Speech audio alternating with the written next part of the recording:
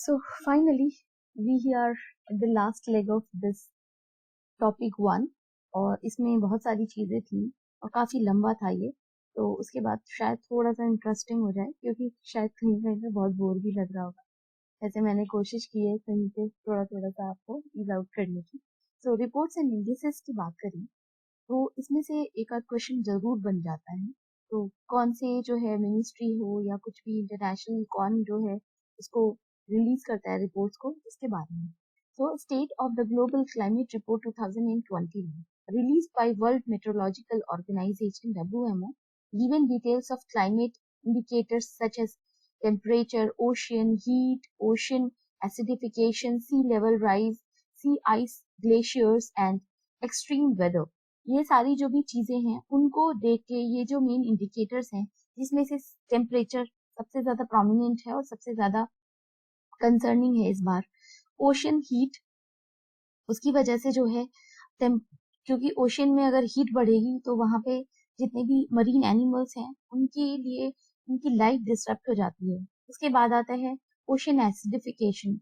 Acidification again very very concerning because coral bleach की death हो जाती है। बहुत सारे जो भी काफी ज्यादा इंडिकेटेड स्पीशीज हैं उनकी डेथ हो जाती है। सी लेवल राइज हो रहा है, सी आइस ग्लेशियर्स जो हैं वो जो है पिघल रहे हैं, उसकी वजह से बहुत ज्यादा एक्सट्रीम वेदर की सिचुएशन भी आ रही है and these are the main indicators. अब बात करते हैं आईपीसीसी 6 असेसमेंट रिपोर्ट है। ये कंप्लीट कॉम्प्लीमेंट्स 6 असेसमेंट रिपोर्ट और मेनली जो है वर्ल्ड मेट्रोलॉजिकल ऑर्गेनाइजेशन की अगर हम बात करते हैं, mainly the genesis and international organisation established by ratification of the WMO यानी कि वर्ल्ड मेट्रोलॉजिकल ऑर्गेनाइजेशन ने 1950 में जो है इसका एस्टेब्लिशमेंट हुआ था और इसका जो जेनेसिस था mainly originates from the International Meteorological Organization which dates back in 1873। तो 1873 में जो ये है originate हुई थी।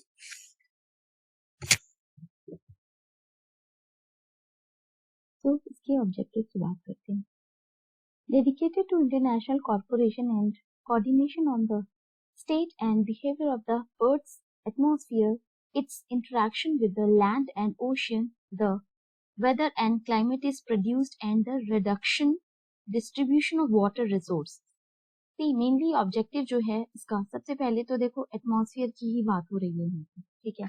इंटरनेशनल जो कॉर्पोरेशन है, कोऑर्डिनेशन करना डिफरेंट जो कंट्रीज हैं उसमें, बिहेवियरल जो भी चेंजेस हैं उसको देखना। उसके बाद जो है अर्थ एटमॉस्फेयर, उसको किसी तरीके से जो है सबके बिहेवियर में लेके आना कि उसको एक्सप्लॉइट ना किया जाए किसी भी तरह से। उसके बाद इंट्रैक्शन करना लैंड और ओशियन का, और जितने भी वेदर क्लाइमेट कंडीशंस हैं और जितना भी एमिशन है या किसी भी तरीके से हैजार्डियस सिचुएशन अराइज हो रही है उसको कम करना, ठीक है। अब बात आती है मेंबरशिप की। 193 मेंबर्स हैं इसमें, state and territory. India is also the member of that, so ये आपको याद रखना है। उसके बाद अदर की इंफॉर्मेशन की बात करते हैं। Its supreme body is the world's meteorological congress and it is the specialised agency of the United Nations. यानी कि इसकी एक स्पेशलाइज्ड बॉडी है, सुप्रीम बॉडी है जो इसकी वर्ल्ड मेट्रोलॉजिकल कांग्रेस, उसी ने पूरा जो है आप कह सकते हो कि इसी की बेसिस पे जो की इंफॉर्मेशन वगैरह दी जाती है। की फाइंडिंग्स है इसकी, ग्लोबल मीन सी लेवल जो बढ़ रहा है, new records high in 2021, rising in average of 4.5 mm which is very concerning. और अगर आप 2013 से 2021 की बात करें तो ये जो है काफी ज्यादा स्पीड में बढ़ रहा है।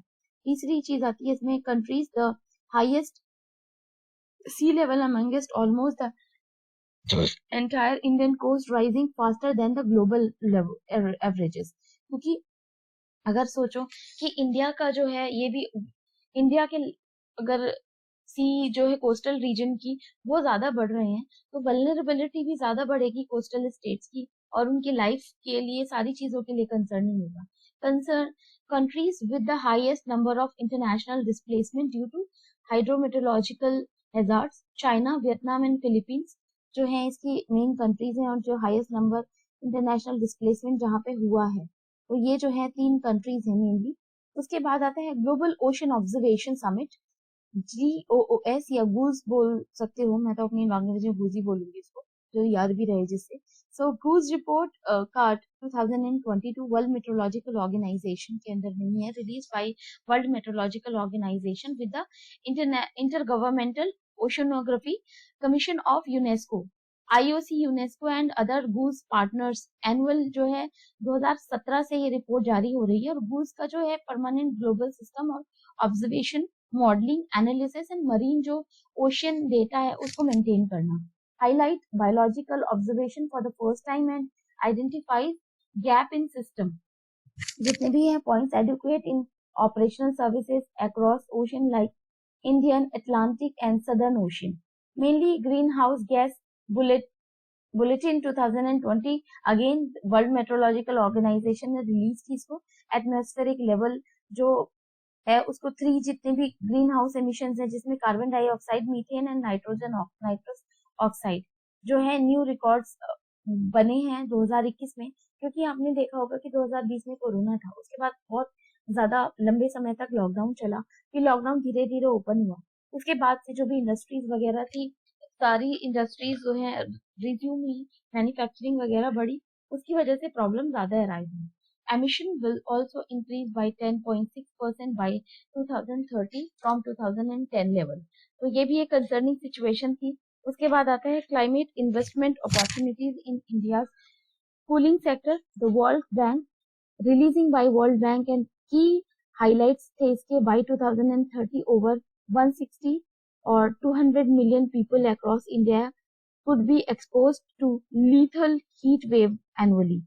By 2030, around 30 million people will face job losses due to heat stress related productivity decline। क्योंकि देखो मेनली जो है एक तो सी लेवल राइज हो रहा है, दूसरी चीज है प्रोडक्टिविटी डिक्लाइन भी हो रही है, कहीं कहीं पे जो है कोस्टल रीजन डिस्टर्ब हो रहे हैं, और बहुत ही ज्यादा आप कह सकते हो कि जो भी बहुत लेबर वर्क है, जो धूप वगैरह में काम करते हैं, उनके लिए कितनी ज्यादा स्ट्रेसफुल सिचुएशन है।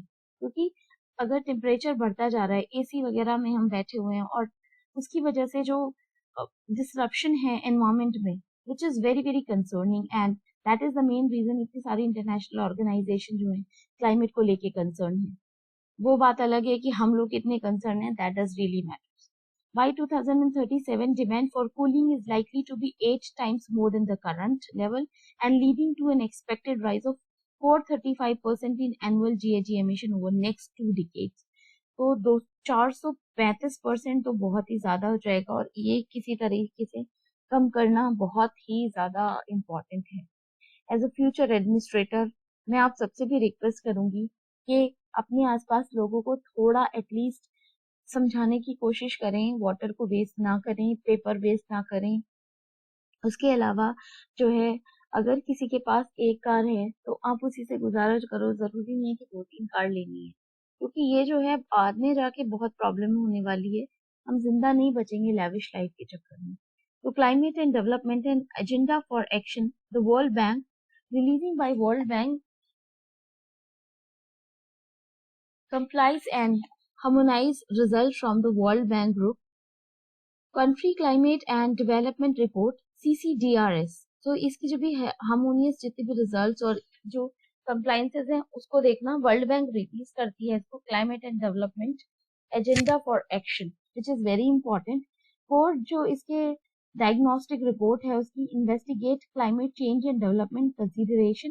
24 कंट्रीज जो हैं मेनली कवर की गई हैं, and account of 34% of the world GHG emission, यानी कि 24 कंट्रीज हैं जो कि 34% जो ग्रीन हाउस का गैसेस का एमिशन कर रही हैं या रिस्पॉन्सिबल हैं। उसके बाद आती है नेशनली डिटरमाइंड कंट्रीब्यूशन NDC की बारी, सिंथेसिस रिपोर्ट 2022 में आया, एंड UNFCCC ने जो है इसको रिलीज किया है। तो ये छोटे छोटे कॉलम में आप बना सकते हो कि इसको कौन रिलीज कर रहा है। उसके बाद आती है second such report, annual summary of climate commitments made by the countries and their impact on the greenhouse emission analysis। NDC का अगर बात करें, 193 parties to the Paris Agreement including 24 updated and new NDC submit after COP26 Glasgow में जो हुआ था। उसके बाद जो है 24 जो है इसके सारे अपडेट्स वगैरह और पेरिस एग्रीमेंट में जितनी भी 193 कंट्रीज थी उसको ध्यान में रखते हुए।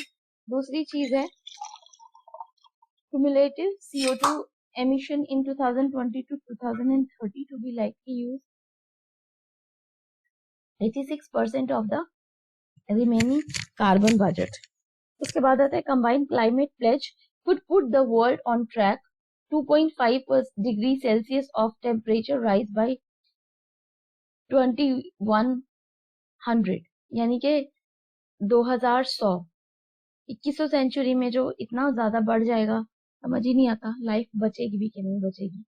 It is a concern. Investigation in carbon neutrality utopia और the new green wave release की गई है United Nation Food and Agricultural Organization FAO and European Bank for Reconstruction and Development. और जो भी नेट जीरो कार्बन एमिशन का ही सारा जिक्र है तो ये याद रखना है. और उसके बाद जो है state and climate action report 2022 release कई क्लाइमेट एक्शन ट्रैकर के द्वारा and independent analytical group comprises climate analytics and new climate institutions, the United Nations high level climate change campaign, world resources institutions and other. तो ये सारे जितने भी इसके report को ये सारे जो है क्राइटेरियाज हैं. और उसके अलावा provide comprehensive assessment of the global gap in the climate action, यानी कि जो एमिशन रिपोर्ट है जो एमिशन कर रहे हो और जो उसमें रिडक्शन या उसको रिड्यूस करने की कोशिश कर रहे हो. क्लाइमेट ट्रांसपेरेंसी रिपोर्ट CTR की बात करें, क्लाइमेट ट्रांसपेरेंसी ही रिलीज करती है इस रिपोर्ट को. It is a global partnership with a shared mission to stimulate a race to the top in climate action in G20 countries through enhanced transparency. क्योंकि G20 countries हैं उसमें जो भी mainly transparency race to top में पहुंचने के लिए जो रेस हो रही है उसमें जितने भी प्रॉब्लम है जिसमें क्लाइमेट जो आप कह सकते हो कि उसकी कीमत चुका रहा है बहुत ज्यादा इम्पोर्टेंट है. और G20 मेंबर्स हैं responsible for around 3/4 of the global emission. जो G20 कंट्रीज हैं 3/4 जो एमिशन हो रहा है उसके लिए रिस्पॉन्सिबल हैं. 6 G20 members including India did not sign the global methane pledge. और ये आपको पता ही है कि इंडिया ने क्यों नहीं साइन किया होगा क्योंकि हम डेवलपिंग कंट्री हैं. बहुत सारी चीजें हमें डेवलप भी कर